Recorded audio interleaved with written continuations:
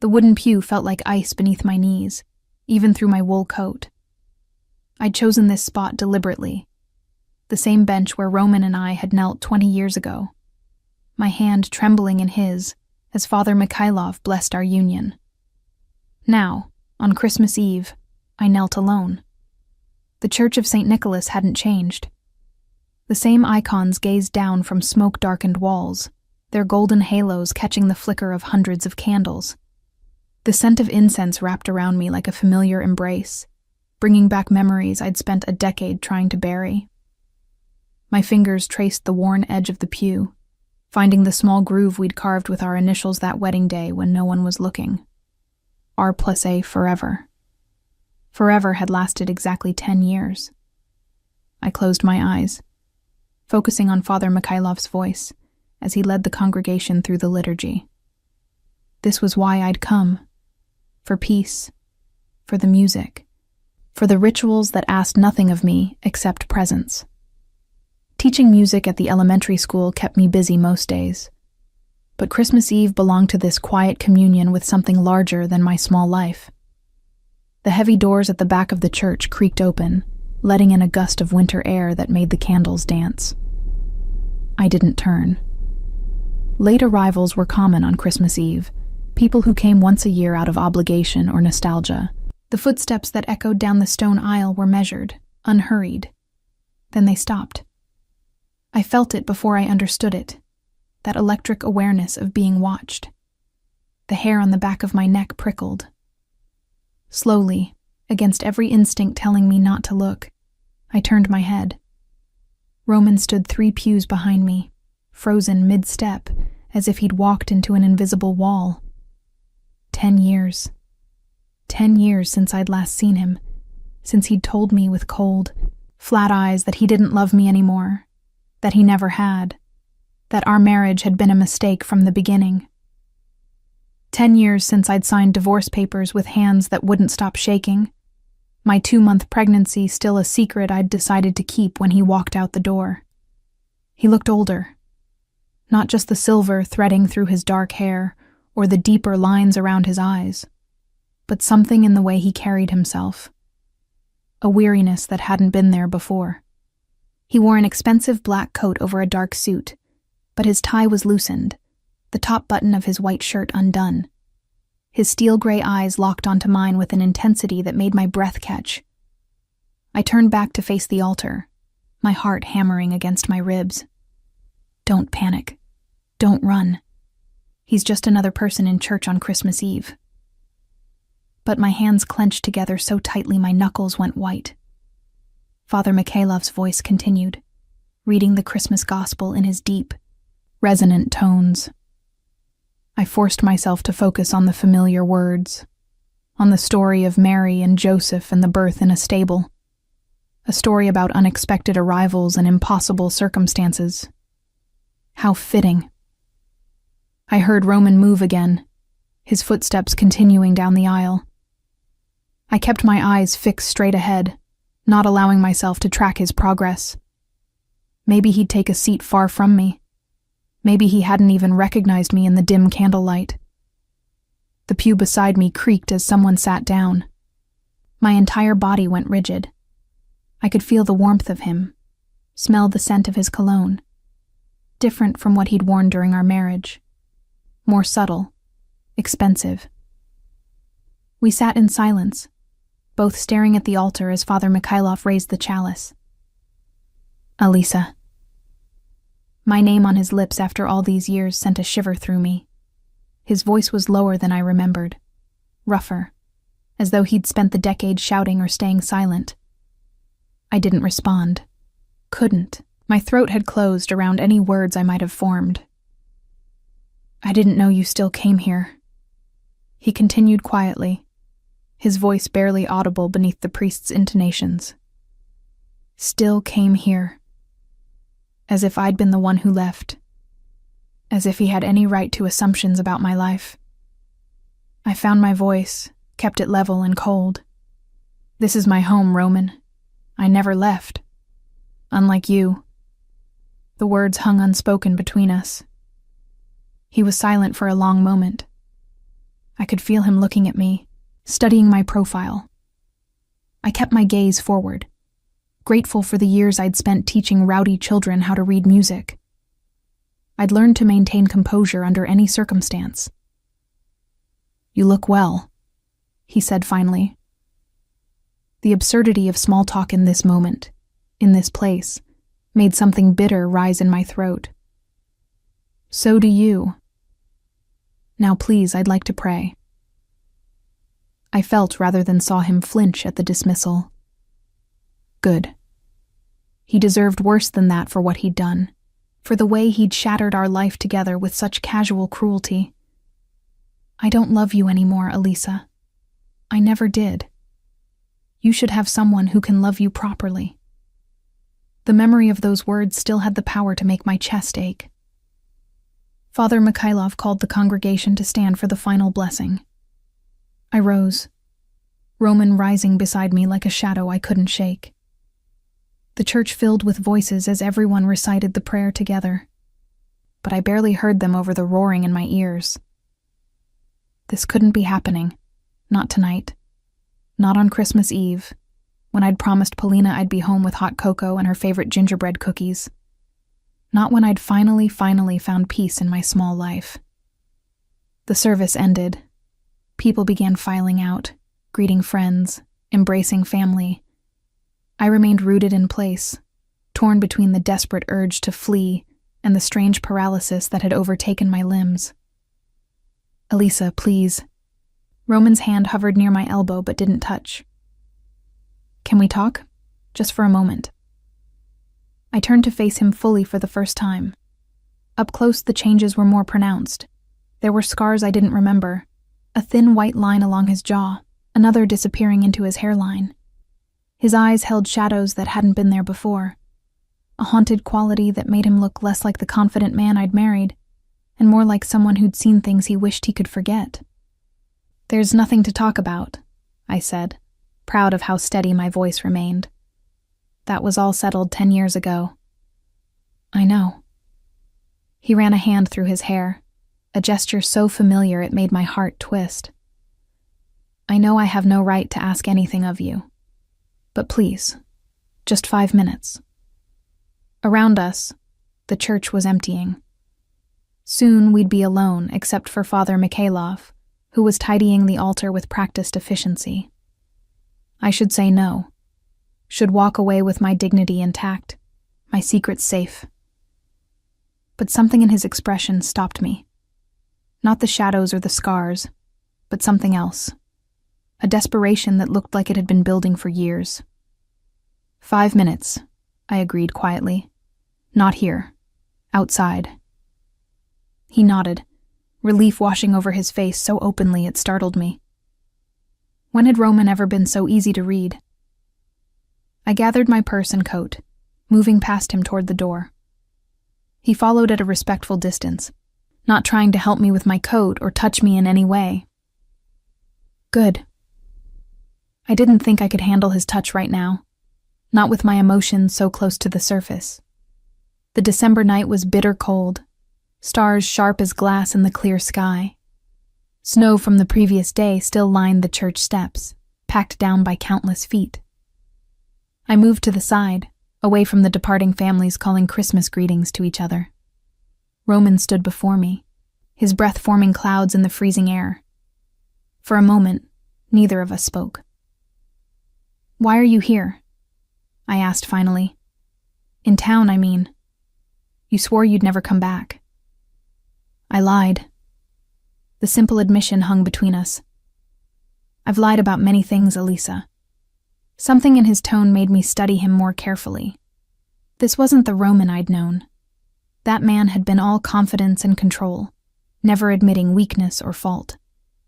This version looked like he'd been broken and badly reassembled. Then why now? I wrapped my arms around myself against the cold. Why come back after all this time? He looked away, toward the small town square where a Christmas tree blazed with lights. Because it's safe now. Because I can finally tell you the truth. The truth? I laughed, the sound harsh in the quiet night. You told me the truth 10 years ago, Roman. You didn't love me. Our marriage was a mistake. You needed to be free. I remember every word. Those were the lies. He turned back to me, and in his eyes I saw something that looked like anguish. Every single word was a lie. I took a step back, my heart suddenly racing. What? I loved you. His voice was rough, raw. God help me. I loved you more than anything in this world. That's why I had to leave. The words made no sense. I shook my head, confused and angry. You can't just... There were people after me, he interrupted, the words coming faster now, as if he'd held them back too long. Rivals. They found out about you, Elisa. They threatened to hurt you, to kill you, to make me watch. The only way to keep you safe was to make them believe you meant nothing to me. I stared at him, trying to process what he was saying. So you broke my heart to save my life. Is that what you're claiming? Yes. No hesitation. I made you hate me so they would leave you alone, and it worked. 5 years ago, I eliminated every threat. But by then... He broke off, his jaw tightening. By then I thought you'd moved on, found someone who deserved you. I had no right to come back into your life. Then why are you here now? I demanded, something hot and dangerous rising in my chest. Because I'm weak. The admission seemed to cost him. Because I've spent a decade living with the memory of your face when I told you I didn't love you, and I can't bear it anymore. Because I needed to tell you the truth, even if you hate me for it. The hot, dangerous thing in my chest exploded. You don't get to do this. You don't get to walk back into my life on Christmas Eve and ask for absolution. You destroyed me, Roman. You made me believe I wasn't worth loving. I know. His voice cracked. I know, and I'll never forgive myself for that. But you needed to know the truth. You deserved to know.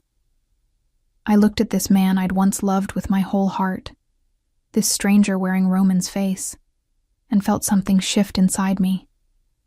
Anger, yes, but also a terrible, treacherous understanding of what he'd sacrificed, and beneath it all, a secret that had been eating at me for 9 years. You want the truth? The words came out before I could stop them. Fine, here's mine. You have a daughter. The color drained from Roman's face. He swayed slightly, as if I'd physically struck him. Her name is Polina, I continued, my voice shaking now. She's 9 years old. I was 2 months pregnant when you left, but I never told you because you'd made it very clear you wanted nothing to do with me. A daughter. He breathed the words. I have a daughter. I have a daughter, I corrected sharply. You gave up any claim to her when you walked away. He looked at me with such raw pain that for a moment I almost regretted telling him. Almost. What does she look like? His voice was barely audible. Despite everything, despite the anger and hurt, I found myself answering. She has your eyes, your stubborn chin, but she plays piano like I do, and she laughs at terrible jokes, and she's the best thing that ever happened to me. Elisa, He stopped, seemed to struggle with himself. I don't have the right to ask. I know that. But would you let me meet her? Just once? Every protective instinct I had screamed at me to say no. To take this secret I'd kept for nearly a decade and continue keeping it. To protect Polina from the pain of knowing her father had abandoned her before she was even born. But I thought of my daughter's questions about her father.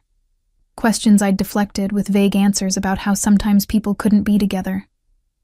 I thought of the way she studied my face when I said these things, as if she could sense the lies beneath my carefully chosen words. I need time, I said finally. It's not just about you and me anymore.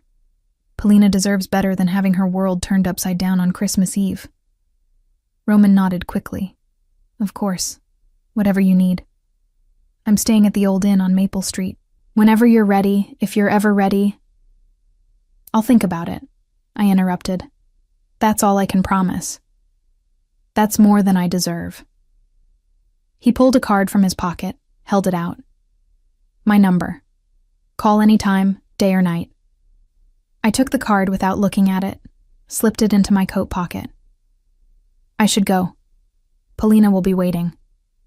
Polina, he repeated softly, as if testing the name on his tongue. It's beautiful. I turned away before he could see the tears threatening to spill. Merry Christmas, Roman. Merry Christmas, Elisa. I walked away from him, from the church, from the truth that had waited 10 years to surface. Behind me, I heard him call out one more time. I never stopped loving you. Not for a single day. I didn't turn around. Couldn't. Instead, I kept walking through the snow toward home, toward my daughter, toward a future that had suddenly become infinitely more complicated than it had been an hour ago. The walk home from St. Nicholas took 15 minutes, but my mind raced through a decade's worth of decisions in that short span. My boots crunched through packed snow on sidewalks lined with Christmas lights, past houses where families gathered in warm-lit windows. Normal families, uncomplicated families. I'd built a good life for Polina and me. Small, yes. Modest, certainly. But honest. Safe. The 2-bedroom apartment above the music store where I taught piano was filled with books and instruments and the kind of gentle chaos that came from raising a creative child. We had routines. Saturday morning pancakes, Sunday afternoon walks in the park, Monday evening movie nights with popcorn on the couch. Now Roman was back, carrying truths that rewrote our entire history. I loved you more than anything in this world. That's why I had to leave. I'd spent 10 years believing I'd been a fool to trust him, to love him, to think our marriage meant something. I'd rebuilt myself around that narrative, the woman who'd been deceived, who'd learned her lesson, who would never be that naive again. Now he was telling me the foundation of that story was false. The apartment was dark when I arrived except for the glow of the Christmas tree lights Polina and I had strung last week. I hung my coat carefully, composing my face before calling out. Polina, I'm home, sweetheart. In here. Her voice came from the living room. I found her curled on the couch with a book, her dark hair, so like Roman's, falling across her face. She looked up with those gray eyes that were his exact shade, and my heart clenched. How had I never noticed how much of him she carried? How was church? She marked her place with a finger, studying me with the too perceptive gaze she'd inherited from both of us. Beautiful. Father Mikhailov read the Christmas gospel. I sat beside her, forcing normalcy into my voice. What are you reading? The same book as yesterday. She grinned. The princess just discovered the dragon is actually the prince who's been cursed. Of course she was. My daughter had always loved stories about hidden identities and unexpected revelations. The universe had a cruel sense of irony. Hungry? I promised hot cocoa and cookies. Can we make the cocoa together? She closed her book, uncurling from the couch with the easy grace of childhood. You look sad, Mama. Making cocoa together always helps. I blinked back sudden tears. 9 years old, and she could read me better than anyone. That sounds perfect. In the kitchen, we fell into our familiar rhythm. Polina measured milk while I melted chocolate, our movements synchronized from years of cooking side by side. She chattered about her book, about her friend Anya's new kitten, about the Christmas pageant at school next week. Normal. This was normal. I couldn't let Roman's return destroy this. Mama? Polina's voice cut through my thoughts. Who was that man at church? My hand froze on the whisk. What man, sweetheart? The one who sat next to you.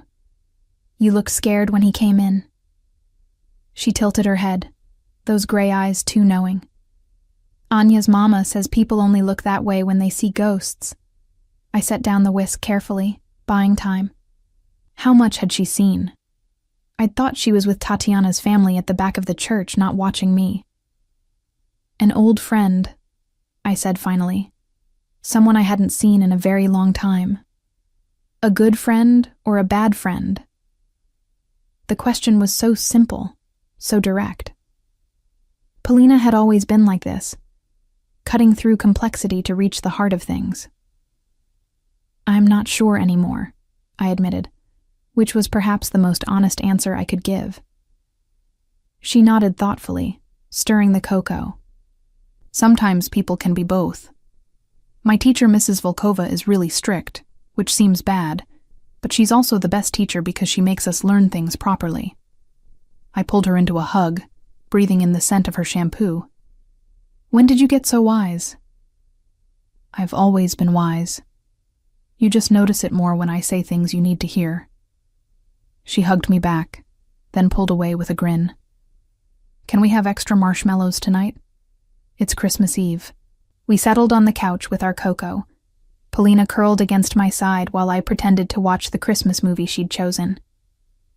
In reality, my mind was miles away, circling around Roman's revelation and the impossible decision it demanded. He'd sacrificed our marriage to keep me safe. He'd made me hate him, had endured that hatred for a decade, all to protect me from threats I'd never known existed. It was noble, selfless, infuriating, and completely devastating to the life I'd built on the ruins of our relationship. After Polina fell asleep, she always did during Christmas movies, no matter how exciting, I carried her to bed, tucked her in, kissed her forehead. Then I retrieved Roman's card from my coat pocket. Plain white cardstock, a phone number in simple black print. Nothing else. No business name, no address, just a way to reach him. I sat at the kitchen table, turning the card over and over in my fingers. What would happen if I called? If I let him meet Polina?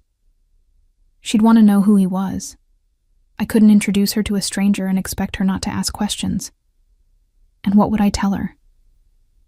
This is your father, the one you've asked about for years, the one I've deflected questions about, because I didn't want to explain that he told me he never loved me and walked away before you were born. Except now, he says that was all a lie to protect us from dangerous people. And I don't know what to believe anymore.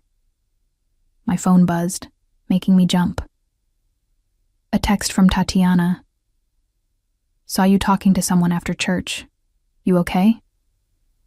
Tatiana, my best friend since childhood, who'd held me while I cried through those first terrible months after Roman left, who'd been there when Polina was born, who'd never once said, "I told you so," even though she'd warned me about marrying into Roman's world. I typed back, "It was Roman.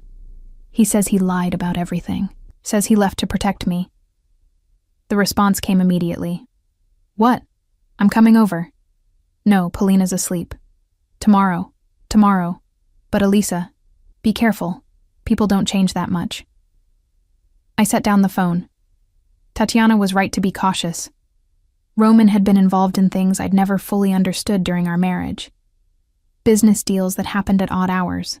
Associates who made me uncomfortable. Money that flowed from sources he wouldn't explain. I'd been young and in love, and willing to overlook the warning signs. I wasn't young anymore, and I had more than myself to protect now. The next morning, Christmas Day, Polina woke me early, bouncing on my bed with the kind of energy only children possessed at dawn. Mama, it's Christmas. Can we open presents?" I groaned, checking the clock. 6:15. "Give me 15 minutes to make coffee, then yes." She raced to the living room while I stumbled to the kitchen, my head fuzzy from too little sleep. I'd lain awake until nearly 3, wrestling with memories and possibilities and fears. Coffee made, I joined Polina by the tree. We'd kept Christmas simple this year. A few books, some art supplies, a new winter coat she'd needed anyway. She tore into each package with delight, exclaiming over every gift as if it were a treasure. "This is the best Christmas ever," she announced, hugging a sketchbook to her chest. "Better than last year when we went ice skating." "Different best," she grinned. "Last year was adventure best. This year is cozy best." My daughter, the philosopher. We spent the morning making breakfast together, then settled in to read our new books. Peaceful. Normal. Everything I'd worked so hard to build. At noon, my phone rang. Unknown number. I stared at it, my heart rate climbing. It could be anyone. A wrong number. A telemarketer on Christmas Day. But I knew who it was. "Polina, I need to take this in my room. Keep reading, okay?" She nodded absently, already lost in her story. I closed my bedroom door before answering. "Hello?" "Elisa." Roman's voice, rougher than yesterday, as if he'd also spent the night awake. "I'm sorry to call. I know you said you needed time, but I couldn't. I had to know if you're all right." "I'm fine." The automatic response. "No, you're not. Neither am I." He paused. "I've been sitting in this inn room since last night trying to figure out what to say, and I keep coming back to the same thing. I'm sorry. For all of it. For leaving. For lying. For the years you spent believing I didn't love you. Sorry doesn't change what happened. I know, but it's true anyway." Another pause. "Will you tell me about her? About Polina?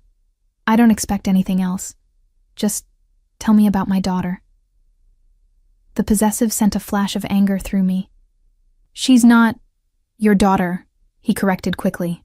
"I know. I have no rights here. But please, Elisa, even just a little." I sank onto my bed, staring at the closed door. Behind it, Polina was safe, happy, oblivious to the conversation reshaping her world. "She's smart," I heard myself say. "Scary smart sometimes. She reads constantly, anything she can get her hands on. And she plays piano. Started lessons when she was 5 and never wanted to stop." "Like you," his voice was soft, almost reverent. "She has your stubbornness. Once she decides something, there's no changing her mind." I found myself almost smiling.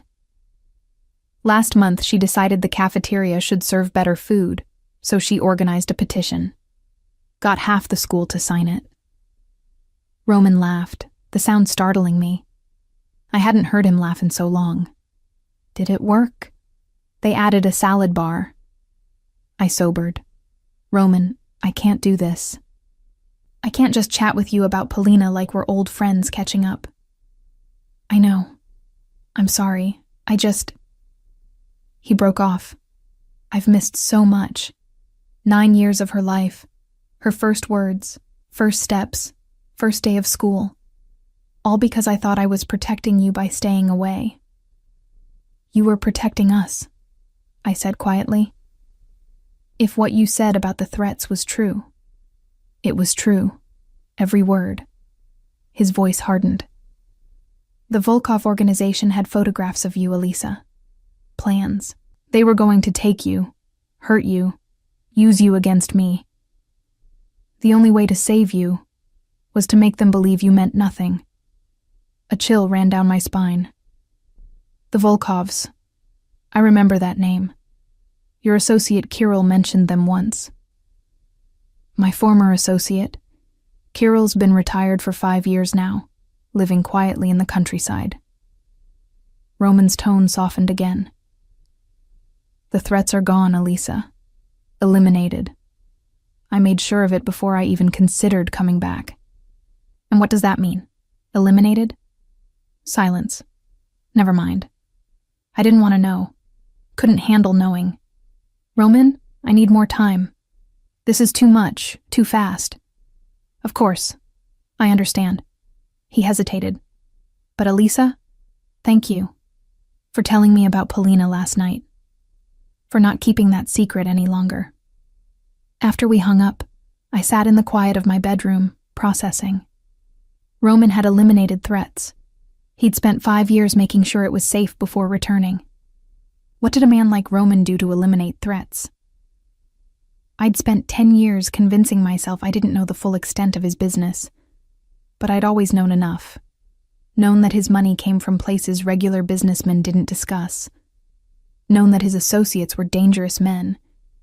Known that our comfortable life had been built on foundations I was afraid to examine. Maybe I'd been as much a coward as he'd accused himself of being. A knock on my door. "Mama?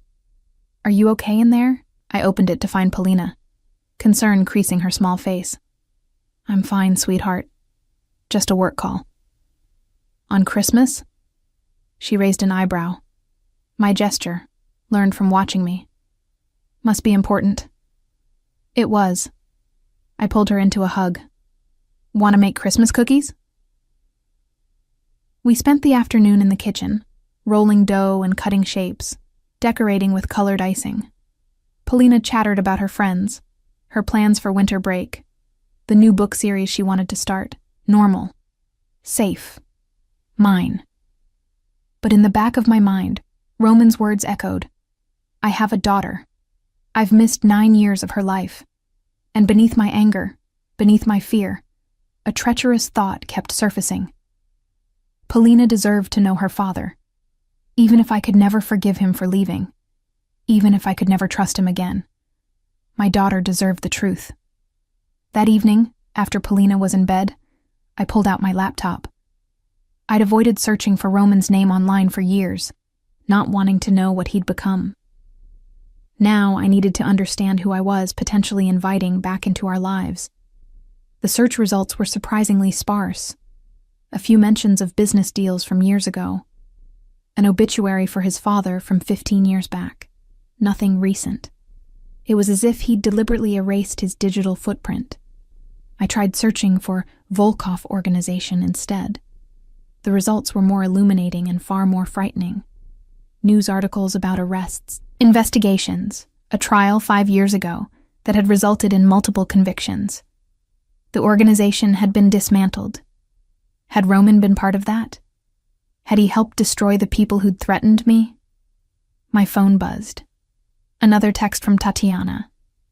"Serious question. Do you still love him?" I stared at the message for a long time before typing. I don't know. I don't know anything anymore. Then figure it out before you let him meet Polina. She deserves clarity, not confusion. She was right. Of course she was right. But how was I supposed to find clarity in this mess of old love, fresh hurt, protective lies, and impossible truths? I looked at Roman's card again, still sitting on the kitchen table where I'd left it. One phone call could change everything. Or one phone call could keep everything the same. The choice, terrifyingly, was entirely mine. 3 days passed before I called him.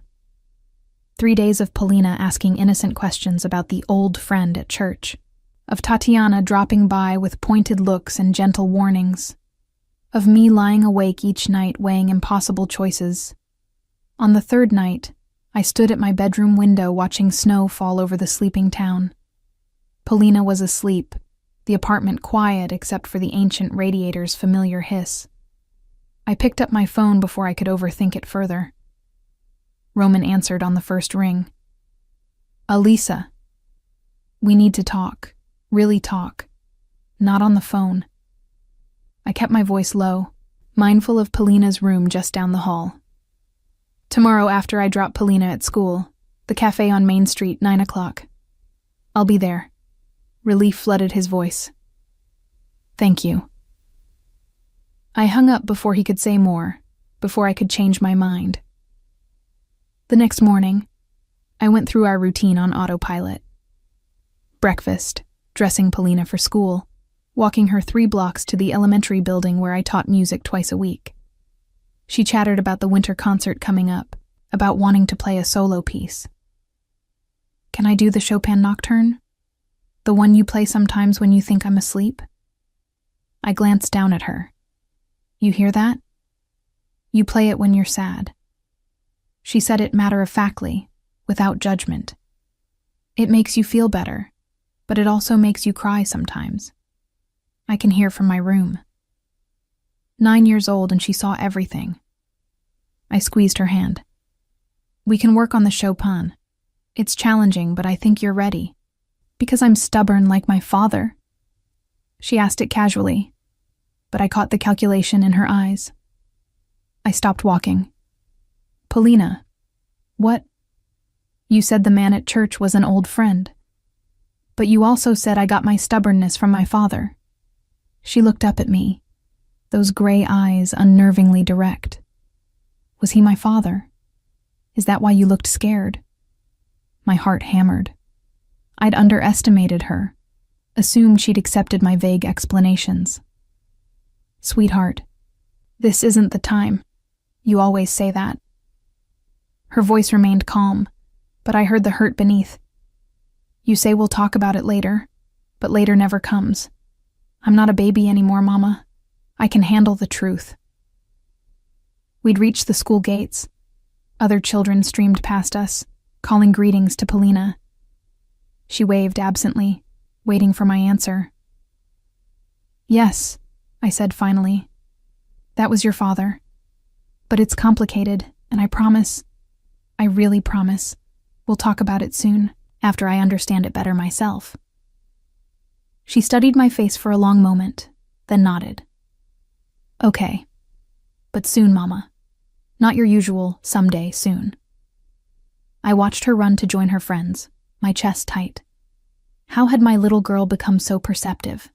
And how was I supposed to protect her from this when she could see right through my defenses? The cafe on Main Street was nearly empty at 9 on a weekday morning. Roman sat in the back corner, a untouched coffee in front of him. He stood when I entered, a gesture of respect that felt foreign after everything between us. I ordered tea at the counter. The waitress, young Sonia from my music class, smiled knowingly, then joined him at the table. Thank you for coming, Roman said quietly. I didn't do it for you. I wrapped my hands around the warm mug Sonia brought over. Polina asked me this morning if you were her father. She's too smart for her own good. Something crossed his face. Pride mixed with regret. What did you tell her? The truth. That you are her father, but it's complicated. I met his eyes. Which is why we need to talk.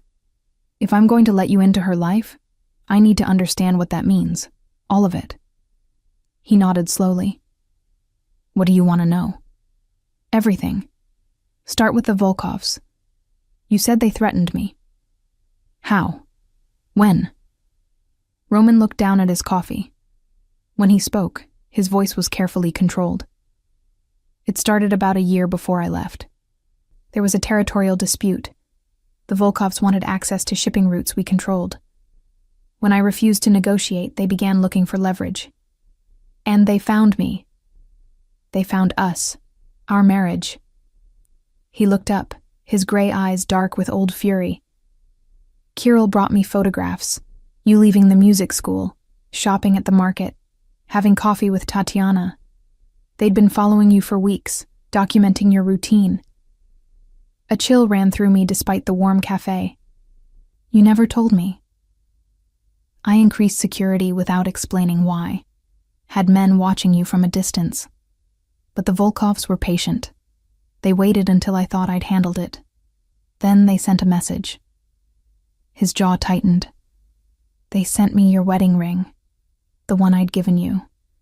Somehow they'd gotten into our home, taken it from your jewelry box, and returned it to me with a note. What did the note say? Next time we'll take more than jewelry. And his hands clenched on the table. That's when I knew I had to get you out. Away from me. Away from that world entirely. But they were watching. If I just sent you away, they'd know it was to protect you. They'd follow.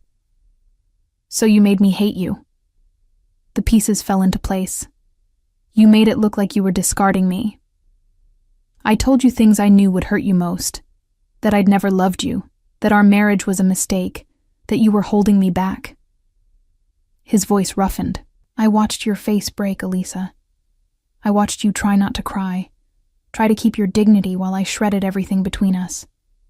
And I couldn't explain, couldn't comfort you, couldn't do anything except keep lying until you believed it. I remembered that day, the cold precision of his words, the way he'd looked at me like a stranger. I'd thought my heart was breaking then. Now I understood his had been breaking too. "The divorce papers," I said. "You never signed them. Because we were never really divorced. Not in my heart." He met my eyes. "I needed them to believe we were done, but I couldn't make it legal, couldn't make it permanent." "That's not how it works, Roman. You don't get to keep one foot in the door while you burn everything else down." I know it's not fair, but I'm trying to explain." "I understand the explanation," I interrupted. "What I don't understand is why you're back now. You said the threats are eliminated. What does that mean? Did you kill them?" The blunt question hung between us. Roman didn't flinch. "The Volkov organization was dismantled 5 years ago through a combination of law enforcement action and internal collapse. Several key members are in prison. Others are dead, though not by my hand directly." He paused. "I provided evidence to federal investigators. Testimony. I helped them build their case. You turned informant.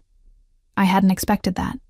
I did what was necessary to ensure you'd be safe, that I could come home eventually."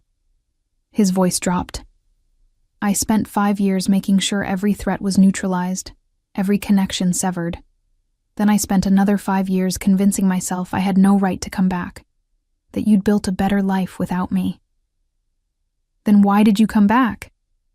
"Because I'm selfish." The admission was raw. "Because I couldn't stand another year without seeing you, without knowing if you were happy. I told myself I'd just look, just confirm you were all right, then leave again. But when I walked into that church and saw you..." He broke off. "I couldn't leave. Not again." I sipped my tea, buying time to think. "You talk about what you needed, what you decided. But you never asked what I needed. You made all these choices for me, leaving to protect me, staying away to let me move on, coming back because you were lonely. Where was my choice in any of it?" "You're right. You're absolutely right." He ran a hand through his hair. "I treated you like something to be protected rather than a partner who deserved the truth. It's what I knew. My father raised me to think protection meant control. It took me years to understand how wrong that was. Years after you'd already destroyed our marriage." "Yes." The simple acknowledgement surprised me. I'd expected excuses, justifications. Instead, he just sat there accepting my anger as his due. "I need conditions," I said finally. "If you're going to meet Polina, if you're going to be part of her life, there have to be rules. Anything, whatever you want. First, honesty. No more protective lies. If something dangerous is happening, you tell me. I'm not a child to be shielded from reality." He nodded. "Agreed." "Second, you don't get to make decisions about Polina without consulting me. Not where she goes to school, not what activities she does. Nothing. I've been her parent for 9 years. You don't get to walk in and take over. Of course, you're her mother. You know what's best for her. Third, you have to understand that she may not want a relationship with you. She may be angry or confused or scared. If she decides she doesn't want you in her life, you accept that, and you don't pressure her." This one made him flinch, but he nodded. "If that's what she wants, I'll respect it. And fourth," I paused, gathering courage, "you have to tell me the complete truth about what you did. Not vague references to business or eliminating threats. I need to know exactly what kind of man you are now, what you're capable of, so I can decide if I want that around my daughter." The silence stretched. Roman looked out the window at the snow-covered street, his expression unreadable. I was born into a world you barely glimpsed during our marriage, he said finally. My father controlled shipping, imports, various enterprises that operated in gray areas of the law. I inherited that world at 25 when he died. For years I told myself I was different from him, that I could clean up the business, make it legitimate. But you couldn't. The infrastructure was too deep, too many people dependent on it, too many connections that couldn't be untangled without destroying everything. He looked back at me. I'm not proud of what I did during those years, Elisa. I bent laws. I made deals with dangerous people. I used intimidation and leverage to protect our interests. Did you hurt people? Not directly. I never killed anyone. Never ordered anyone killed. But I profited from a system that did hurt people. His voice was steady, unflinching. When the Volkovs threatened you, I realized I couldn't keep living in both worlds. Couldn't be your husband and also be what my father's empire required. So I chose you. I became an informant, helped dismantle the very organization I'd inherited, and spent the last decade trying to build something clean. What do you do now? I own a small publishing house. We print books, classics, poetry, local authors. It makes enough to live on, nothing more. All the money from before, I gave it away. Anonymously funded schools, hospitals, programs for communities my family's business had harmed. He met my eyes.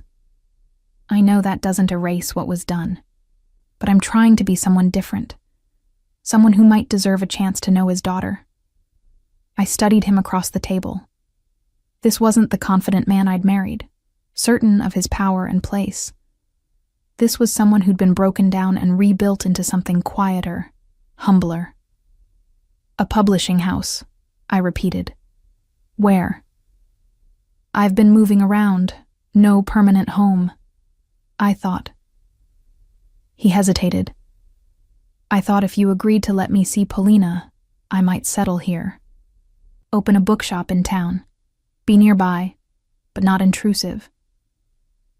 You're planning to stay? To move back here permanently? Only if you allow it. If my presence would hurt you or Polina, I'll see her somewhere else. I'll commute. Whatever works for you. I wanted to say no. Wanted to tell him he'd given up the right to live in our town when he'd walked away. But I thought of Polina's questions about her father, the way she studied children with their dads at school events, the careful neutrality she maintained when other kids talked about their families. There's an empty storefront on Oak Street, I heard myself say, next to the antique shop. It's been vacant for years, but it has good bones. Would work well for a bookshop. Hope flickered in his eyes. I mean I'll think about it. All of it. I stood, gathering my coat. I need to talk to Polina. Explain things properly before she meets you. That could take time. How much time? He stood as well, careful not to crowd me. I don't know. Weeks, maybe. I won't rush this just because you're impatient. I understand. Whatever she needs. He paused. Elisa, I know I don't deserve your trust, but thank you for considering this, for giving me any chance at all. I looked at him, really looked at him for the first time since Christmas Eve. The scars, the silver in his hair, the weariness in his eyes. He'd paid a price for his choices too. Maybe not the same price I'd paid, but a price nonetheless. I'm not doing this for you, I said quietly. I'm doing it for Polina. She deserves to know her father, even if I can never forgive you for leaving us. That's all I'm asking. His voice was rough. A chance to know my daughter, to try to earn back even a fraction of what I threw away.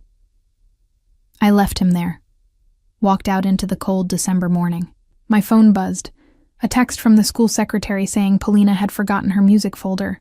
Could I bring it by? I smiled despite everything. My daughter, so brilliant, but so scattered when it came to practical things, so much like Roman in that way.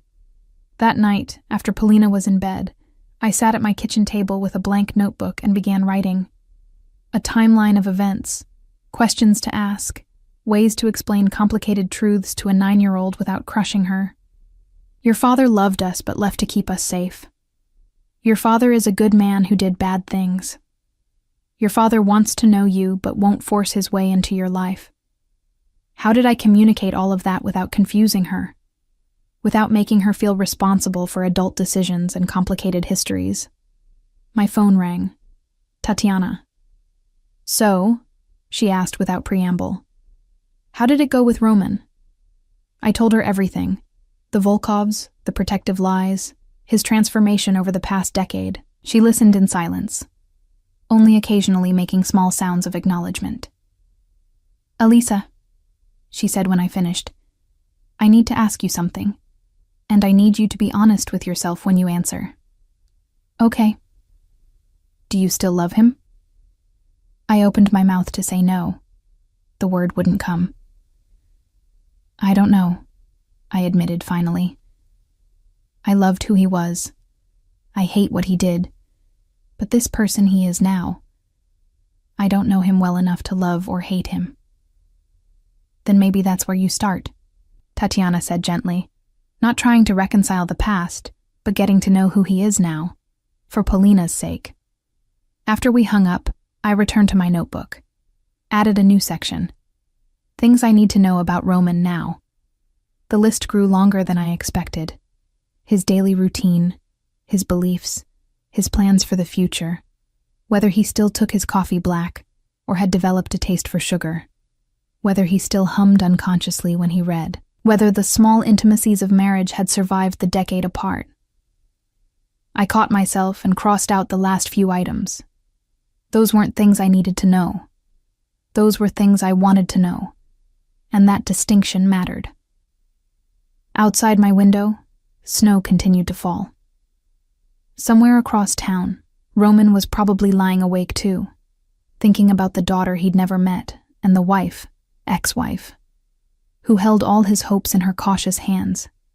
I looked at Polina's school photo on the refrigerator. Her gap-toothed grin, her wild hair escaping from braids, her eyes, Roman's eyes, bright with laughter. Your father wants to meet you, I whispered to the photo. And I think maybe I'm going to let him. The decision, once made, settled into my bones with a finality that felt both terrifying and inevitable. Tomorrow I would start the conversation with Polina. Tomorrow I would begin the careful work of rebuilding what Roman had torn apart. But tonight, I let myself feel the weight of it all. The anger and hurt, yes, but also the smallest, most treacherous spark of hope. I waited until Saturday morning to talk to Polina. She was in a good mood. Winter break had started, and she'd slept in until almost 9, a rare luxury. We made pancakes together, her standing on the step stool to reach the griddle while I supervised. Can we go ice skating today? She asked, expertly flipping a pancake. Anya's mom said they're opening the rink in the park. Maybe later. First, I need to talk to you about something important. She glanced at me, reading the seriousness in my tone. About my father. Not a question. I should have known she'd been waiting for this conversation since Christmas Eve. Yes. About your father. I turned off the stove, moved the pancakes to plates. Let's sit down. We settled at the kitchen table, pancakes between us. Polina poured syrup with careful concentration, but I could feel her attention focused entirely on me. You know I've always told you that your father and I separated before you were born, I began. She nodded, cutting her pancakes into precise squares the way she always did. What I didn't tell you was why. I didn't tell you because I didn't understand it myself until very recently. I took a breath. Your father left because he was trying to protect us from dangerous people. He thought the only way to keep us safe was to make those people believe we didn't matter to him anymore. Polina set down her fork. So he lied? About not loving us? About not loving me. He didn't know about you yet. The old pain flickered. I found out I was pregnant after he'd already gone.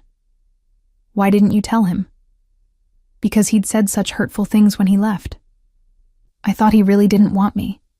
Didn't want a family. I was angry and scared, and I reached across the table, took her small hand in mine. I was wrong.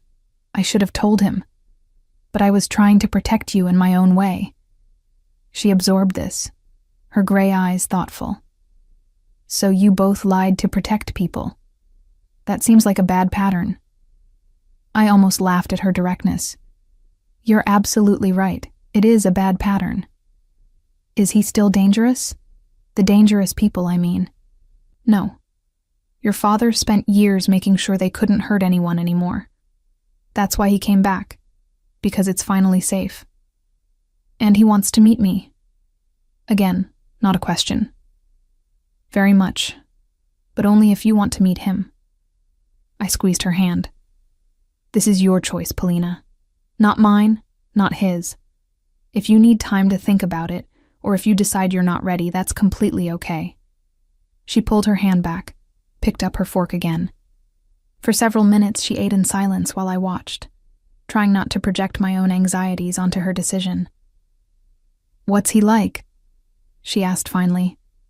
I mean, I know I look like him. But what's his personality?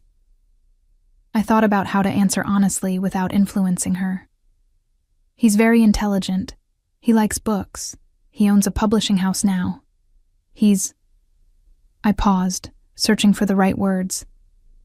He's quieter than he used to be, more careful with his words.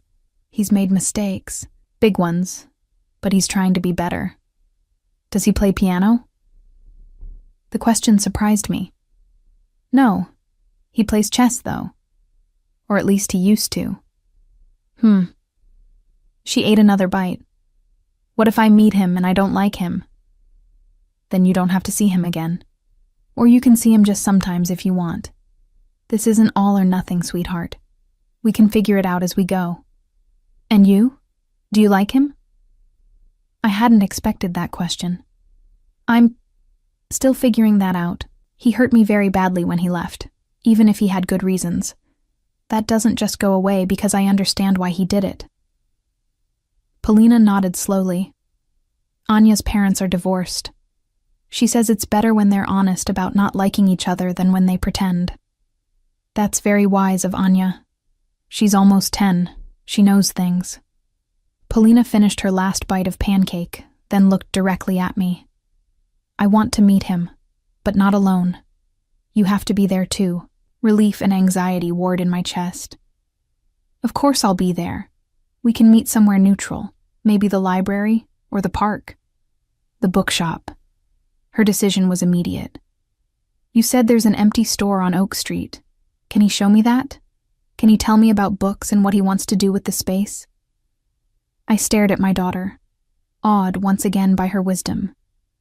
She'd found a perfect middle ground, meeting her father in the context of his work, with a clear purpose for the conversation, somewhere that wasn't emotionally loaded for any of us. I'll ask him, I promised. When would you want to do this? Today. She stood, gathering our plates. Before I get too nervous and change my mind. My heart hammered. Today? Polina, that's very fast. Mama, you always tell me that when something is hard, it's better to do it quickly, like taking off a bandage. She rinsed her plate in the sink. If I wait, I'll just worry. Can you call him? I pulled out my phone with shaking hands. Roman answered immediately, as if he'd been waiting by the phone. Elisa? Polina wants to meet you. Today, if you're available. Silence. Then his voice, rough with emotion. Today? Yes. Absolutely. Where? When? The empty storefront on Oak Street. The one I mentioned. Can you meet us there at 2:00? I'll be there. Elisa, Thank you. Thank you for this. Don't thank me yet. This is Polina's choice, and she's reserving the right to change her mind at any time. Of course. Whatever she needs. After I hung up, Polina appeared at my elbow. What should I wear? Whatever makes you comfortable. My blue dress, the one with the pockets. She was already heading to her room, in case I need to put my hands somewhere. I watched her go, marveling at her self-awareness. 9 years old, and she understood her own nervous habits well enough to plan for them. The morning crawled by. Polina alternated between excited chatter about what questions she wanted to ask Roman and quiet moments where she retreated into her own thoughts. I tried to remain calm, but my own anxiety kept spiking. At 1:30, we bundled into our winter coats and walked to Oak Street. The storefront was indeed empty. I'd checked the owner's name in the town records and confirmed it was available. Large windows looked out onto the street, and through them, I could see dusty hardwood floors and built-in shelving along the walls. Roman was already there, standing outside the door. He wore dark jeans and a black sweater under his coat, more casual than I'd seen him at the church. When he spotted us approaching, he went very still. Polina's hand found mine. I felt her tension through her small fingers. "It's okay," I murmured. "We can turn around right now if you want." "No," her voice was steady, despite her grip on my hand. "I want to do this." We stopped a few feet from Roman. He looked at Polina with such naked longing that I had to look away. "Hello," he said softly. "You must be Polina." "I am." She lifted her chin. "You're my father." "I am." He crouched down to be at her eye level. "I'm very happy to meet you." "Are you?" The challenge in her voice was pure steel. "Because Mama says you didn't know about me when you left. So maybe you wouldn't have been happy if you'd known." I started to intervene. This was too harsh for a first meeting, but Roman held up a gentle hand. "That's a fair question," he said, his gaze never leaving Polina's face. "And I can't say for certain what I would have done if I'd known. But I can tell you this. Discovering you exist has been the greatest gift of my life. I only wish I'd known sooner." "Why did you leave my mama?" "To protect her from people who wanted to hurt her because of me." His voice remained steady. "It was the wrong choice. I should have found another way. But I was scared and stupid, and I made her very sad." Polina considered this. "Mama says you're sorry. I am. More than I can ever express. Sorry doesn't fix things." "No, it doesn't." Roman's respect for her was evident in his tone. "But it's where we start. And then we try to do better." She studied him for a long moment, those gray eyes, so like his, assessing every detail. "You have a scar on your forehead." His hand moved unconsciously to the thin white line. "I do, from a long time ago." "Does it hurt?" "Not anymore. Mama has a scar on her hand from when she was teaching me to cook and I grabbed the hot pan." Polina held up my hand to show him the small mark on my palm. "She says scars are just proof we survived something. Your mother is very wise." "I know." Polina released my hand, straightened her shoulders. "Can we see the bookshop now?" Roman stood, pulling keys from his pocket. I took the liberty of getting access from the owner. "I hope that's all right." He unlocked the door, and we stepped into the dusty space. It was larger than it appeared from outside. 2 rooms connected by an archway, with the built-in shelving I'd noticed, and a small office area in back. "What would you do with it?" Polina asked, moving to examine the shelves. "Fill it with books, of course." Roman followed at a respectful distance. All kinds, new releases, classics, local authors, maybe a children's section in this corner, with comfortable chairs for reading. "And a music section?" She glanced back at him. "Mama teaches music. Books about composers and theory and stuff." "Absolutely. A whole wall for music books." He pointed to the space. "Maybe even room for sheet music." Polina walked the perimeter of the room, her fingers trailing over dusty surfaces. I hung back, watching the 2 of them together for the first time. The resemblance was startling, Not just the coloring, but the way they moved, the tilt of their heads when thinking. "If you open this bookshop," Polina said, stopping in front of the largest window, "would you live here, in this town?" "I'd like to. If that's all right with you and your mother." "Why does it matter if it's all right with me?" Roman moved to stand beside her, both of them looking out at the snowy street. "Because this is your town, your home. I don't want to make you uncomfortable by being somewhere you don't want me." "That's nice of you." She turned to face him, "But also kind of silly. You're my father. Don't I have to get used to you being around eventually?" He smiled, a real smile that transformed his face. "I suppose that's true, and Mama needs someone to talk to about grown-up things. Tatiana is nice, but she talks too much about her cats." I couldn't help laughing. Polina shot me a look that said she was being perfectly serious. "I like Tatiana's cats," I protested.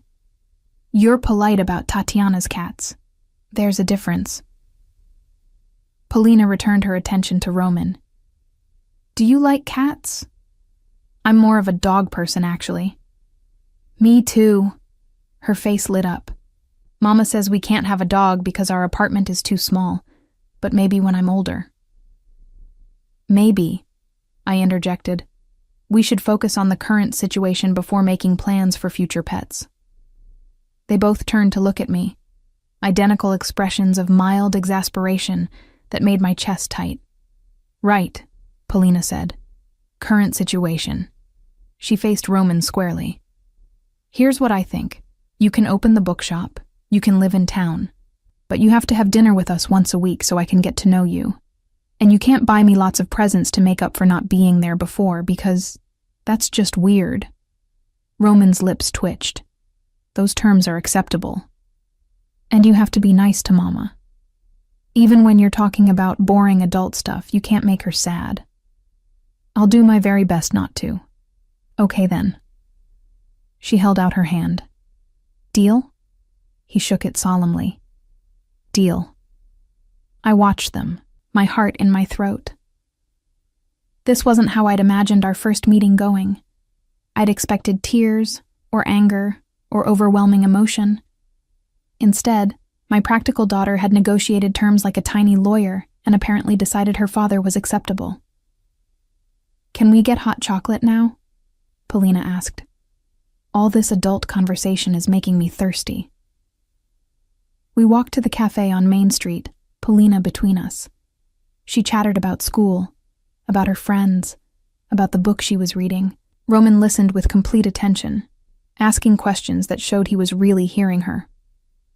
At the cafe, Sonia brought us 3 hot chocolates without being asked, her eyes wide with curiosity at seeing Roman with us. The town gossip would be active tonight. "I have a question," Polina announced, stirring her chocolate. "A big one." "All right," Roman said carefully. "If you and Mama were married before, and you never actually got divorced," she paused, "does that mean you're still married?" I choked on my chocolate. Roman's eyes met mine over Polina's head. "That's complicated," I managed. "Legally, yes," Roman said quietly. "We're still married, but your mother has every right to change that if she wants to." "Do you want to?" Polina asked me. That's not something we need to decide right now. But eventually," she was relentless. "Because if you're married, that means we're all a family, sort of, even if we don't live together." "Families come in all shapes," I said carefully. "Living together or apart doesn't change whether people are family." "I know that." Polina rolled her eyes. "Anya's dad lives in another city and they're still family.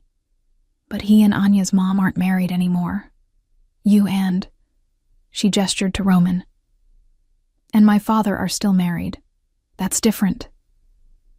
Roman cleared his throat. "What your mother means is that marriage is about more than legal papers. It's about whether 2 people want to build a life together. Your mother and I. We need time to figure out what we want." Okay. Polina accepted this with a shrug. But you should figure it out kind of soon. It's weird not knowing. After hot chocolate, we walked Polina back to our apartment. At the door, she turned to Roman. Same time next Saturday? For dinner? I'll be there. He crouched down again. Thank you for giving me a chance, Polina. It means everything to me. She surprised us both by stepping forward and hugging him. Brief and a bit awkward, but genuine. You seem nice. Don't mess it up. Then she was gone, disappearing into our apartment with a wave. I stood in the doorway with Roman, suddenly unsure what to say. She's extraordinary, he said softly. You've done an incredible job raising her. She raises herself half the time. She's always been wise beyond her years. She has your heart. He met my eyes, and apparently my tendency to speak too directly. I almost smiled. About what she said. The marriage thing. I know, it's complicated. We don't need to discuss it now. He stepped back, giving me space. I meant what I said to her. We need time to figure out what we both want. And what do you want, Roman? The question escaped before I could stop it. He looked at me for a long moment. I want what I threw away 10 years ago, but I know I don't deserve it. So what I'll take is whatever you're willing to give, even if that's just Saturday dinners and polite co-parenting. That's all it can be right now. I understand. He turned to leave, then paused. Elisa, she's perfect. Thank you for her, for keeping her safe all these years. After he left, I went inside to find Polina in her room, already engrossed in a book. So? I sat on the edge of her bed. What did you think? He's sad. She didn't look up from her book. Really, really sad. But he's trying not to show it. You noticed that? It's obvious. She turned a page. He looks at you the way Prince Charming looks at Cinderella in my storybook, like she's the most important thing in the world. My heart squeezed. Polina, I'm just saying what I saw. She finally looked up. Are you still in love with him? Where did you learn to ask questions like that? Books, are you? I thought about lying, about deflecting, but she deserved better. I don't know. Part of me will probably always love who he was, but I don't know if I can love who he is now. Why not? Because love requires trust, and trust requires time. Your father and I, we have a lot of hurt between us. But you're going to try. To figure it out, I mean. Do you want me to? She shrugged. I want you to be happy. You're always taking care of me and working and being responsible. You should have someone to make you laugh. Out of the mouths of babes. That night, after Polina was asleep, I sat at my kitchen table with a cup of tea and Roman's card. On impulse, I sent him a text. Thank you for being so good with her today. It meant a lot. His response came immediately. Thank you for letting me meet her. I'll see you Saturday. I stared at the message, then added, the bookshop is a good idea. Oak Street could use more local businesses. Does this mean I have your permission to lease it? I typed and deleted several responses before settling on, yes, but only if you promise to have a proper children's section. Polina will inspect it. Wouldn't dream of opening without her approval. I smiled despite myself, then set down the phone before I could continue the conversation. This was already more than I'd planned to give him. But maybe Polina was right.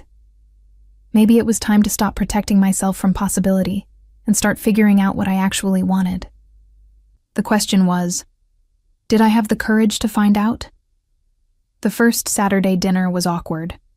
Roman arrived exactly on time with a bottle of wine for me and a carefully chosen book for Polina, a collection of fairy tales from around the world, nothing too expensive or showy.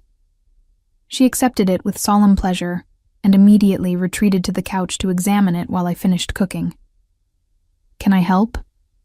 Roman stood in my small kitchen, looking uncertain in a way I'd never seen him before. You can set the table. I pointed to the cabinet. Plates are there, silverware in that drawer. We moved around each other carefully, avoiding accidental contact. The kitchen that felt spacious when just Polina and I cooked together suddenly seemed impossibly small with Roman's presence filling it. You still make the mushroom stroganoff, he observed, watching me stir. It's Polina's favorite. She asks for it every week. I didn't mention that I'd learned to make it for him during our marriage, that it had been his favorite first. Dinner conversation was stilted at first. Polina carried most of it, telling Roman about her school, her friends, the winter concert where she'd be playing a solo piece. He listened with complete attention, asking questions that showed he was genuinely interested, not just being polite. Mama's teaching me the Chopin Nocturne, Polina said, scooping up stroganoff. It's really hard, but she says I'm ready. The E-flat major? Roman asked. I looked up, surprised. You remember the opus numbers? I remember you playing it late at night when you couldn't sleep. His eyes met mine briefly before returning to Polina. It's beautiful. I'd love to hear you play it when you're ready. Maybe in a few weeks. I'm still working on the middle section. Polina wiped her mouth. Do you play any instruments? No, but I appreciate music. Your mother tried to teach me piano once, but I was hopeless. He has no sense of rhythm, I added, then caught myself. This easy familiarity, this sharing of old memories, it was dangerous. But Polina beamed. That's okay. Not everyone has to play. Mama says the world needs listeners too. After dinner, Polina demonstrated her current progress on the nocturne. Roman sat on the couch, listening with an expression of wonder as her small fingers found their way through Chopin's delicate phrases. She stumbled over the difficult runs, but her musicality was already evident. When she finished, Roman applauded. That's remarkable, Polina. Truly. I make a lot of mistakes still. All musicians make mistakes. What matters is the feeling you put into it. He glanced at me. Your mother taught me that. Had I? I didn't remember saying that to him, but it sounded like something I would have said. The evening ended at 8, Polina's bedtime. Roman took the hint gracefully, thanking us for dinner and promising to see us next Saturday. At the door, Polina hugged him again, less awkward this time. You should bring your favorite book next week. I want to know what kind of books you like. I will. He looked at me over her head. Thank you, Elisa. For this. After he left, I helped Polina get ready for bed. She chattered about Roman, about the fairy tale book he'd brought, about how strange but nice it was to have a father. Do you think he'll keep coming? She asked as I tucked her in. He promised he would. I think he'll keep that promise. Good. She yawned. I like him. He's quieter than I expected fathers to be. What did you expect? Louder. Like Anya's dad or Mikhail's dad. They're always laughing and being silly. But I think quiet is okay too. It matches you better. I kissed her forehead. Sleep well, my wise girl. Mama? Her voice stopped me at the door. Are you happy he's here? The question deserved an honest answer. I'm happy for you, and I'm cautiously hopeful about the rest. She smiled, satisfied. That's good enough for now. The Saturday dinners became routine. Each week, Roman arrived with some small, thoughtful gift, never expensive, always carefully chosen. A blank journal for Polina when she mentioned wanting to write stories. A vintage book of Russian folk songs for me when I mentioned needing new material for my students. He remembered everything we said, paid attention to details. Polina blossomed under his attention. She asked him questions about his childhood, about what her grandmother had been like, about the publishing house he was setting up. Roman answered everything honestly, even the difficult questions. Why did you do bad things? She asked one evening in mid-January, with her characteristic directness. Roman didn't flinch. Because I was raised in a world where those things seemed normal, where I was taught that power and control mattered more than kindness or honesty. It took losing everything important to me to realize how wrong that was. Do you still think about doing bad things? Sometimes. Old habits are hard to break. But I have better reasons to be good now. He looked at her. I have you. And your mother. I don't want to disappoint either of you. Good, Polina said simply, and returned to her dinner. I watched these exchanges with a mixture of pride in my daughter and something more complicated toward Roman. He was patient with her questions, honest without being inappropriate, building a relationship based on mutual respect rather than obligation. In February, the bookshop began to take shape. Roman hired local contractors to refresh the space while preserving its historic character. He consulted Polina on the children's section. She accompanied him to the shop one Saturday and came home full of plans for reading nooks and themed displays. He's going to have a whole wall for music books, she told me excitedly. And he said when the shop opens, maybe you could do a piano recital there, for customers and students. Did he now? I tried to keep my voice neutral. He said lots of bookshops have events, and music would bring in more people. Plus it would show off the music section. She paused. I think he's trying to find ways to see you more. Not just me. Polina. It's obvious, Mama. The way he looks at you when you're not paying attention. The way he always asks about your day. The way he remembered you play the nocturne when you can't sleep. My 9-year-old daughter was too observant for her own good. Even if that's true, I said carefully, it doesn't mean anything will come of it. Your father and I have a complicated history. I know, but maybe you could have a less complicated future. That night, Roman texted me directly for the first time outside our Saturday arrangements. Polina mentioned you might consider doing a recital at the bookshop. No pressure, but I'd love to host something like that if you're interested. I stared at the message for a long time before responding. Let me think about it. When are you planning to open? April, if renovations stay on schedule. So there's time. I set down the phone, my heart racing. A recital at his bookshop would mean collaboration, would mean us working together on something beyond co-parenting Polina. It would mean stepping closer to whatever was growing between us. Was I ready for that? The next Saturday, Roman arrived with his favorite book, as Polina had requested. A worn copy of Dostoevsky's The Brothers Karamazov, in Russian, with notes in the margins. I've read this at least 20 times, he told Polina, as she examined it carefully. Every time I find something new. What's it about? She turned the pages reverently, clearly understanding this was something precious to him. Brothers, family, faith, redemption. He paused. The question of whether people can change, or if we're trapped by who we've always been. And what do you think? Can people change? I have to believe they can. Otherwise, there's no hope for any of us. Polina handed the book back. You should keep reading it then. Until you're sure. That evening, after Polina was in bed, Roman lingered in the doorway. We'd fallen into this pattern, him staying a few minutes after she went to sleep, both of us pretending we needed to discuss co-parenting details. She's getting more comfortable with me, he observed. You're easy to be comfortable with. You listen to her, take her seriously. That matters to children. I paused. It matters to everyone, really. I'm trying to be the father she deserves, the man you both deserve. Roman, I know. I know you're not ready to talk about us, about what we were or what we might be. But I need you to know I'm not going anywhere. I'll wait as long as you need. The sincerity in his voice made my chest tight. What if I never stop needing time? Then I'll wait forever. He said it simply, as if it were the most obvious thing in the world.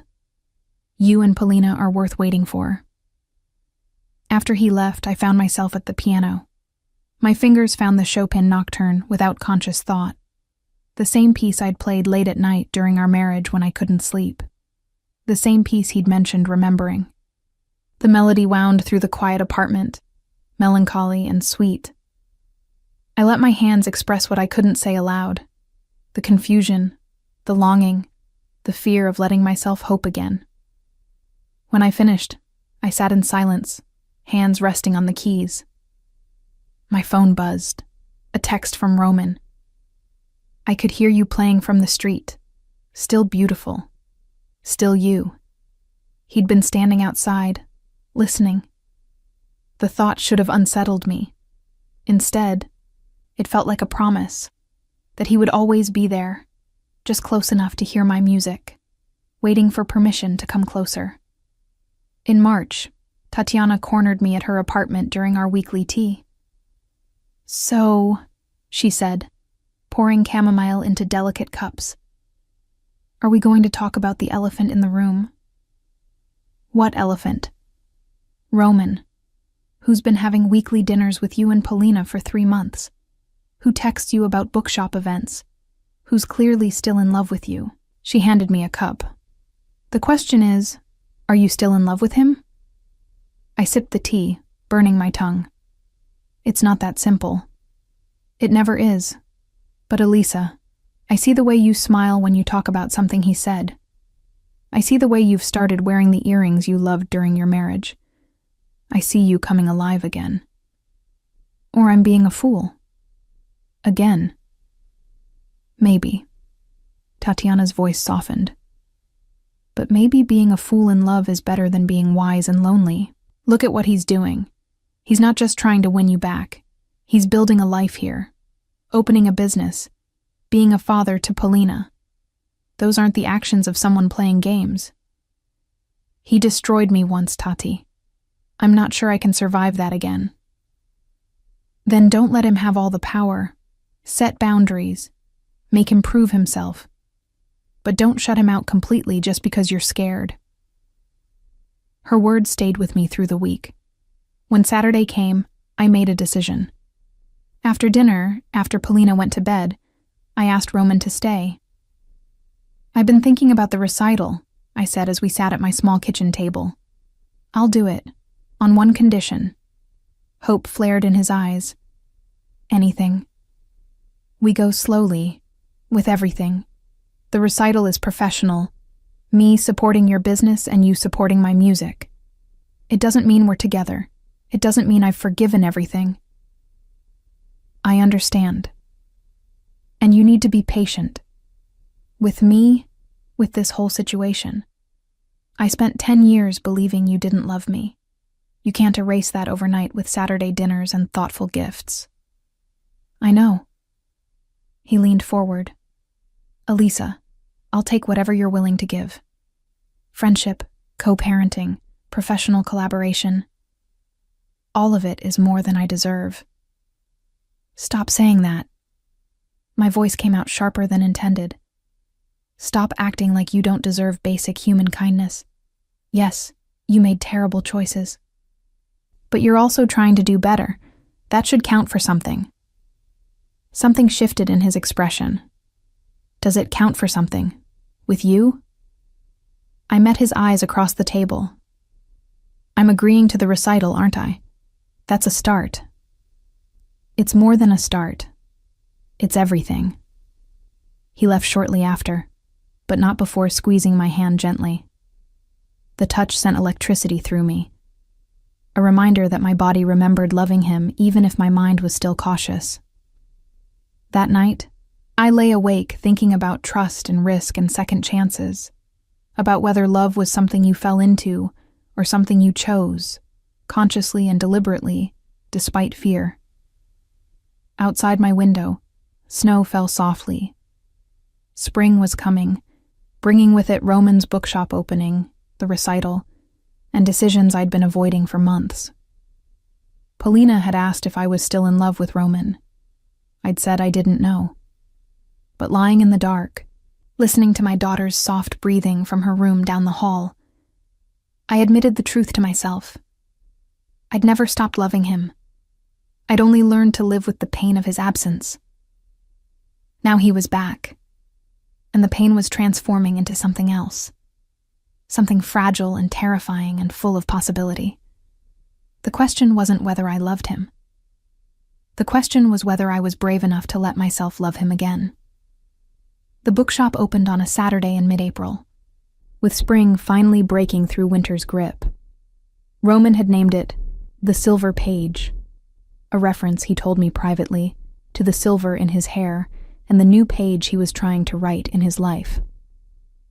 Polina and I arrived early to help with final preparations. She'd appointed herself the official inspector of the children's section, which Roman had designed exactly to her specifications. Reading nooks with cushions, shelves at child height, a small stage area for story times. "It's perfect," she declared, spinning in the center of the space. "Absolutely perfect."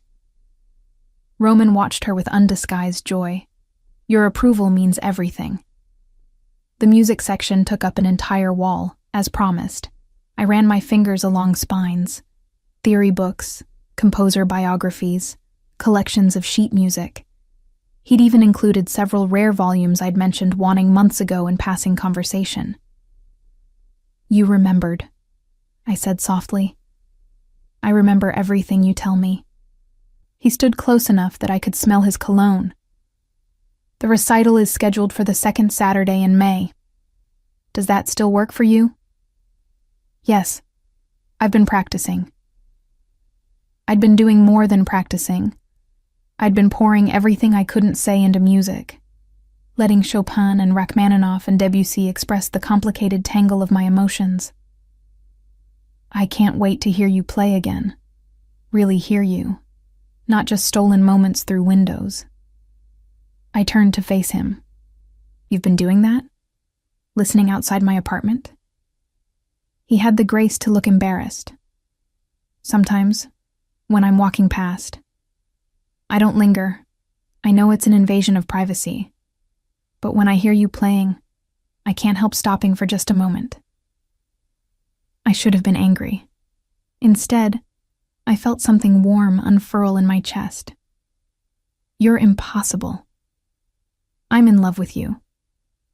He said it simply, quietly, as if stating a fact. I never stopped, and I never will. But I know you're not ready to hear that yet. "Roman, I'm not asking for anything," he interrupted gently. "Just telling you the truth. Because we promised honesty, remember?" Polina's voice called from across the shop, saving me from having to respond. "Mama, come see the section on fairy tales from different countries." The grand opening was busy. Half the town turned out to support the new business. Roman moved through the crowd with quiet confidence, recommending books, chatting with customers, making everyone feel welcome. I watched him work, saw how he'd transformed himself from the man who'd commanded a criminal empire to someone who genuinely cared about connecting people with stories. "He's good at this," Tatiana observed, appearing at my elbow with a cup of the coffee Roman was serving. "Natural retailer. Who would have thought?" He always loved books.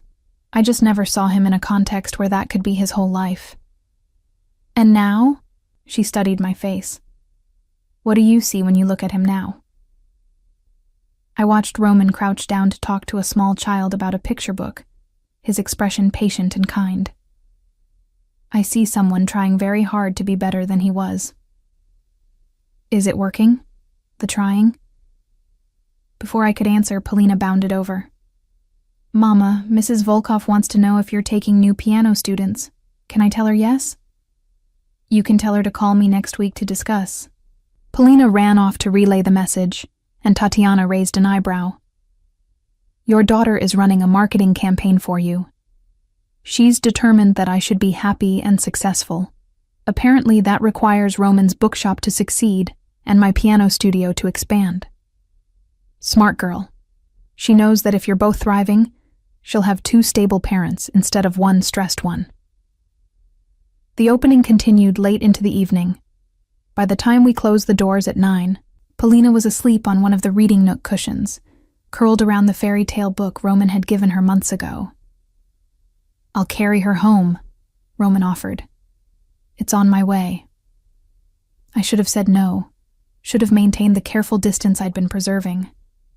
But I was tired, and the evening had been long, and the sight of him gently lifting our daughter into his arms made my defenses crumble. We walked through quiet streets, Polina's head resting on Roman's shoulder. He carried her with practiced ease, as if he'd been doing it for years instead of months. "Thank you," he said as we walked, "for being here today, for supporting this. Polina wanted to be here. I came for her." "I know." He glanced at me. "But you stayed. You talked to customers about the music section, recommended books, helped Mrs. Volkov find something for her grandson. You didn't have to do any of that." He was right. I'd gotten swept up in the energy of it, had found myself genuinely enjoying the work of connecting people with books and music. At my apartment, Roman carried Polina directly to her bedroom. I pulled back her covers, and he laid her down gently, both of us working in silent synchronicity to remove her shoes and tuck her in.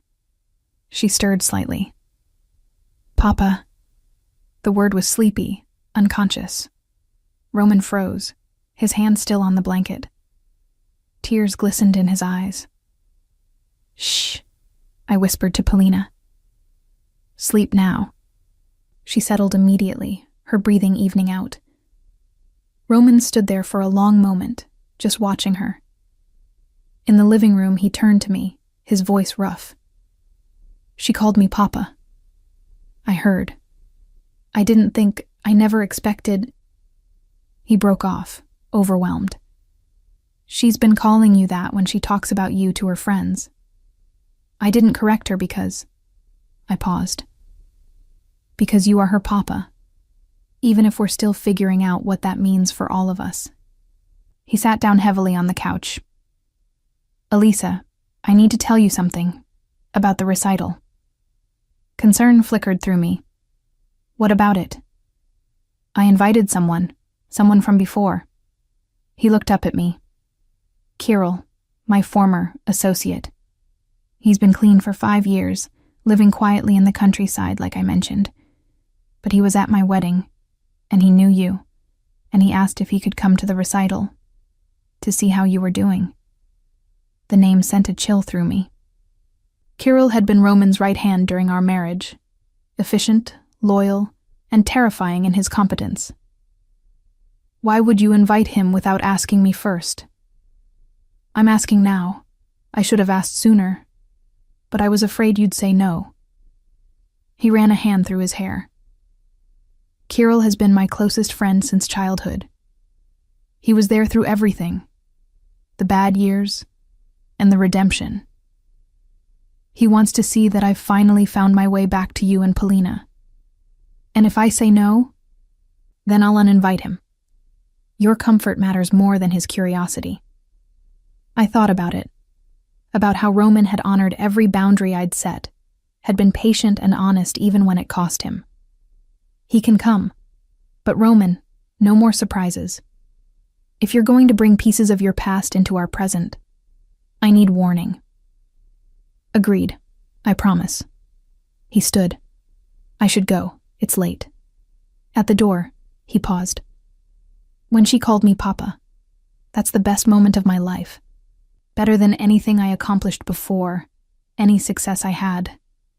That one word from our daughter." After he left, I checked on Polina. She was still deeply asleep, one hand tucked under her cheek. Our daughter, the child we'd made together, who was weaving us back into something that looked like a family. The weeks leading up to the recital passed in a blur of practice and preparation. Roman had arranged for a tuner to service the upright piano in the bookshop's event space. He'd sent out invitations, coordinated with local media, turned it into a genuine community event. "You don't have to do all this," I told him during one of our planning sessions. "I could have just played for a dozen people. You deserve an audience. Your talent deserves recognition." He looked at me intently. "For too long, you hid your light because you were just trying to survive. Let people see what you can do." The night of the recital, I arrived early to warm up. The bookshop had been transformed. Chairs arranged in neat rows, soft lighting creating an intimate atmosphere, the piano positioned perfectly for acoustics. Kirill arrived just as I was finishing my warm-up scales. He was older than I remembered, grayer, but with the same sharp eyes that seemed to see everything. "Alisa Sokolova." He used my married name deliberately. "You look well." "So do you, Kirill. Roman says you've retired." 5 years now. I grow vegetables and bore my wife with stories of the old days. He smiled slightly. Though she insists the new days are far more interesting. Peace suits me better than I expected. "And Roman? Does peace suit him?" Kirill's expression grew serious. "He's a different man than the one you knew.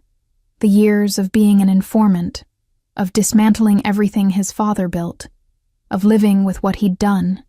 It changed him fundamentally. He's found himself in books and in trying to make amends. And in trying to win me back?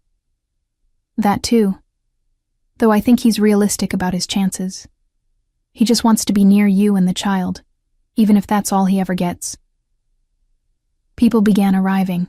Students and their parents, town officials, curious community members. Polina sat in the front row between Roman and Tatiana, her face glowing with excitement. At exactly 7, Roman stood to introduce me. "Thank you all for coming to the Silver Pages' first community event. It's my privilege to introduce Alisa Sokolova, one of the finest musicians our town has ever produced. Please welcome her." The applause felt warm, genuine. I sat at the piano, my hands settling on the keys, and let everything else fall away. I played the Chopin Nocturne first, the one Polina was learning, the one I played late at night, the one Roman remembered from our marriage. Then Rachmaninoff's Prelude in C-sharp minor, dark and powerful. Then Debussy's Clair de Lune, dreamy and ethereal. For my final piece, I chose something I hadn't planned. Schumann's Träumerei, a simple, tender piece about dreaming, about hope, about the possibility of happiness after sorrow. As I played, my eyes found Roman's. He was watching me with such complete absorption, such naked love, that it took my breath away. This was how he'd looked at me during our wedding, during quiet mornings when we'd wake up tangled together, during the best moments of our marriage. The love had never died. It had just been buried under lies and distance and time. When I finished, the applause was thunderous. Polina jumped to her feet, clapping wildly. Roman stood too, his eyes bright with tears he didn't try to hide. People came up afterward to compliment me, to ask about lessons, to request future performances. Through it all, I was aware of Roman's presence, never intrusive but always there, supporting me without demanding anything in return. Finally, the crowd thinned. Kirill said his goodbyes. "Give him a chance, Alisa. He deserves that much, and so do you." And departed. Tatiana took Polina home to sleep over, giving me a significant look as she left. And then it was just Roman and me in the quiet bookshop, surrounded by stories waiting to be read. "That was beautiful," he said softly. "Even more beautiful than I remembered. I'm better than I was. 10 years of practice. You were always extraordinary." He moved closer. "But there was something different tonight. A lightness in your playing, like you've found peace." Maybe I have, or maybe I'm starting to. I took a breath. "Roman, I need to tell you something. About us." He went very still. "I'm listening. I've spent months being careful, protecting myself, keeping you at arm's length. And it's exhausting." The words came faster now. "I'm tired of being afraid. Tired of punishing you and myself for what happened a decade ago. Alisa, Let me finish. I stepped closer to him. I'm not saying I've forgiven everything. I'm not saying there won't be hard days where old hurts resurface. But I am saying that I want to try. Really try. Not just co-parenting or professional collaboration, but us. Together. Building something new. Hope blazed in his eyes. Are you sure? No. I'm terrified, but I'm also sure that life is short, and love is rare, and we have a daughter who wants her parents to be happy, together, if possible. He reached for my hands, holding them gently. I will spend every day for the rest of my life proving I'm worthy of this chance. I swear it.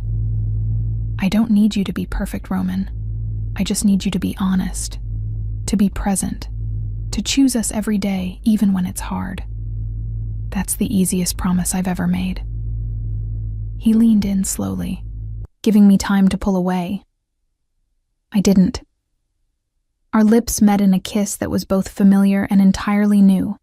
The taste of coming home after a long journey, the feeling of finding something precious you'd thought was lost forever. When we finally broke apart, both breathing hard, he rested his forehead against mine. I love you, he whispered. I never stopped. I never will. I love you too. The words felt like freedom. God help me, I never stopped either. We stood there in the quiet bookshop, holding each other, while outside spring bloomed into early summer and the world continued turning. 2 years later, on Christmas Eve, Roman and I stood in St. Nicholas Church once more. But this time, Polina stood between us, holding 2 candles, our ring bearer, though technically it should be ring bearer. This is weird but nice, she whispered, as Father Mikhailov began the ceremony. Getting married to someone you're already married to. We're renewing our vows, I whispered back, making new promises. Same thing, she said wisely. You're choosing each other again. That's what matters. She was right. The intervening years had been complicated. Learning to trust again, navigating old wounds, building new patterns. But we'd done it together, with honesty and patience and love. Roman had sold his publishing house and focused entirely on the Silver Page, which had become the heart of our small town's cultural life. I'd expanded my piano studio and performed regular recitals. Polina, now 11, had grown into a remarkable young musician and an even more remarkable human being. We'd bought a house together. Nothing grand, just a comfortable place with room for Polina's piano and Roman's ever-expanding book collection. A place that felt like home. Father Mikhailov spoke of marriage as a journey, of how love was both a feeling and a choice, of how the greatest gift we could give each other was our whole, imperfect selves. When it came time for vows, Roman took my hands in his. Elisa, 10 years ago I made you a promise, and then broke it spectacularly. Today I make you a different promise. I will never again choose protection over partnership. I will trust you with the truth, even when it's hard. I will choose us, every day, in every way. And I will love you and our extraordinary daughter, for as long as I draw breath. I squeezed his hands, tears streaming down my face. Roman, you taught me that love isn't just about the good times. It's about choosing each other through the hard times, too. Today I choose you, not the man you were, not the man you might become, but exactly who you are right now, flawed and trying and brave enough to come back. I will build this life with you, one honest day at a time.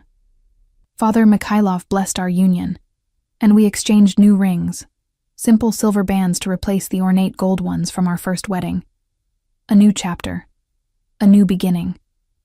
When he pronounced us husband and wife again, Polina cheered before we could even kiss, causing laughter to ripple through the church. The reception was small. Tatiana and her husband, Kirill and his wife, a handful of close friends and family. We held it at the Silver Page, surrounded by books and music and love. Polina gave a speech that had everyone in tears. My mama always told me that family isn't just about blood. It's about who shows up, who stays, who chooses you every day. My papa left once, but he came back. And more importantly, he keeps coming back. Every Saturday dinner, every recital, every ordinary Tuesday. That's the kind of father I want, and the kind of love my mama deserves.